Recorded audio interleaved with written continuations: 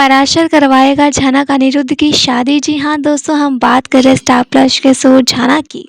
तो दोस्तों आगे बढ़ने से पहले आप इस चैनल पर नए हैं तो इसे सब्सक्राइब कर दीजिए, साथ ही बेल आइकन दबाना ना भूले। वीडियो अच्छा लगे तो इसे लाइक जरूर कीजिएगा। चलिए आगे बढ़ते हैं। तो दोस्तों यहाँ पर जिस तरीके से शो का ट्रैक जा रहा है, आप बस कुछ ही दिन बच गए हैं जहाँ आपको लीप देखने को मिल जाएगा। बस यहाँ लीप से पहले क्या होने वाला है झनक अनिरुद्ध के रिश्ते का, वो देखने के लिए दर्शक काफी ज्यादा एक्साइटेड है।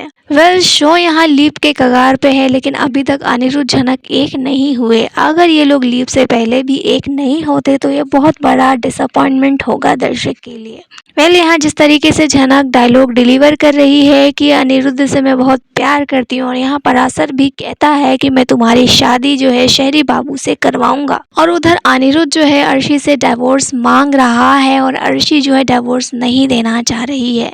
तो ये बिल्कुल सेम ही चीज है जो कुछ साल पहले भी दिखाई गई थी। यहाँ पर जो है दोनों के मिलने का आसार तो नजर नहीं आ रहा, और साथ ही यहाँ पर कई खबरें ऐसी भी आ रही हैं कि अनिरुद्ध की मौत हो जाएगी। आखिर यहाँ हो क्या रहा है? कभी झनक की जान जा रही है, कभी अनिरुद्ध की जान जा रही है। कहा तो ये जा रहा था कि झनक की मौत हो जाएगी। ये बात भी थी कि अगर झनक की मौत हो जाती तो वो अपनी बेटी को जन्म कैसे देती। तो झनक अपनी बेटी को जन्म देगी, इसलिए उसको जो है ठीक कर दिया गया।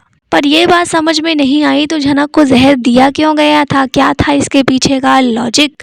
और अब यहाँ अनिरुद्ध की मौत के बारे में बातें खूब जोरों शोरों से चल रही है कि एक्सीडेंट से अनिरुद्ध की मौत हो जाएगी। दरअसल ऐसी खबरें आ रही हैं कि अनिरुद्ध जो है अर्शी से डिवोर्स ले लेगा, उसके बाद वो झनक को लेने जाएगा और उससे शादी करना चाहेगा। तो आप देखने वाले हैं, जब वो झनक को पिक करने के लिए जाता है तो रास्ते में ही उसकी एक्सीडेंट हो जाएगी, जहाँ उसकी मौत हो जाएगी। दूसरी तरफ झनक इंतजार कर रही होगी कि सर जी आएंगे, मुझे और इस बच्चे को अपनाएंगे, परंतु अनिरुद्ध को आने में काफी समय हो जाएगा, लेट हो जाएगा। जब झनक ये मान के बैठ जाएगी कि अर्शी दीदी ने उन्हें आने नहीं दिया, अर्शी दीदी ने फिर मुझे और सर जी को एक नहीं होने दिया, और अब सर जी कभी नहीं आएंगे, तो इस बच्चे की पूरी जिम्मेदारी मुझे खुद उठानी पड़ेगी। और तब यहाँ पर जो झनक अनिरुद्ध से बिल्कुल नहीं मिलेगी, क्योंकि यहाँ पर जो है झनक के मन में अनिरुद्ध के लिए थोड़ी सी नफरत पैदा हो जाएगी कि वो बड़े बड़े वादे कर रहे थे मैं आऊंगा, लेकिन वो एंड वक्त पे नहीं आए। और यहाँ पर झनक जो है अपनी बेटी को खुद ही पालेगी, उसका पालन पोषण करने वाली है गाँव में ही।